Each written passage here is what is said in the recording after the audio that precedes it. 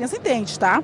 Mesmo colocando uma linguagem assim profunda e que serve para adulto, aquilo que nos machuca, aquilo que nos produz dor, eu posso neutralizar isso. Mesmo que traz as lágrimas, usa então a sua lágrima, o seu sofrimento e transforma naquilo em algo positivo. E a mensagem é isso, o que tanto incomodava se tornou algo precioso, valioso e descoberto. Porque não adianta só neutralizar aquilo que nos faz bem, mas ela usou aquilo, né? Ela foi encontrada, alguém a achou e aquilo foi exposto e valorizado. Bem, mostramos alguns ou alguma das obras, tem mais essas duas eu tô lançando aqui. Esse daqui é show. O Castigo dos Três Lobos Maus. Esse é muito curioso, esses dois livros aqui foram escritos com os meus filhos.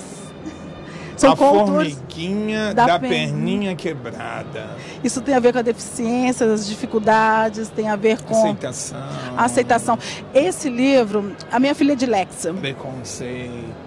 Querido, esse aqui eu falo sobre a nossa fauna, uma coisa típica do Brasil que ninguém falou até hoje. Eu nunca vi durante todo esse tempo de educação, de educadora. Eu jamais vi. E veio a nossa tanajura, típica do Brasil. E eu falo sobre a formiguinha da perninha quebrada porque essa formiguinha ela entrou dentro de uma bota, curiosa demais, e o fazendeiro levou para um outro lugar. E nisso ela teve esse acidente, ela quebrou a sua perninha. E ela era muito humilhada porque ela não produzia, porque ela era deficiente. E nisso foi passando o tempo, ela encontrou duas parceiras também, que eu conto na história, que é a lesma e a tartaruga. E quando passou o período do inverno, ela entrou no inverno, ela ficou quietinha no formigueiro. Após ela sair, ela viu que alguma coisa tinha mudado. E ela tinha um sonho, ela tinha um instinto de querer voar como os pássaros, como as borboletas, que ela era encantada na natureza, vendo elas, né? Quando ela descobre que ela era uma rainha, que ela não fazia parte daquele ambiente, quando ela descobre que todas que humilhavam o tempo todo, gente, que ela era uma rainha e que ela podia voar mesmo com a perninha quebrada. Então ele conta na história, é linda essa história, ela fala sobre superação, de realização de sonhos e da nossa fauna típica do Brasil, que é a tanajura, né?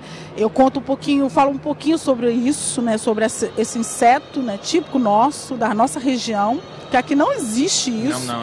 Então ela é uma formiga com asas, semiárido, uma formiga que voa, uma formiga que tropical. Exatamente, uma formiga que voa. Quer dizer, ela foi confundida com um pássaro, era livre. Bom, eu particularmente apaixonei. Minha filha que deu alguns toques, então há uma participação especial dela. E esse aqui é lindo. O Castigo dos Três Lobos. É a delação premiada, né? Eu brinco falando sobre isso. Eu baseei nos dois lobos clássicos, que é do Chapeuzinho Vermelho e do Lobo Mau dos Três Porquinhos, e criei um novo, que é o lobo, o pior de todos, que se vestia de ovelha, que se passava como uma ovelha inofensiva, e ele era um lobo, e ela entrava nos lugares das ovelhas para arrancarem suas lãs, tirarem suas lãs e comer as suas carnes. Então um dia alguém muito esperto percebeu que não era a identidade de uma ovelha, algumas práticas, e eu coloco no livro uma coisa muito interessante que eu pesquisei, que as pegadas do lobo não são iguais da ovelha, da natureza física. Então ele percebeu que na caminhada você percebe o que é lobo, o que é ovelha.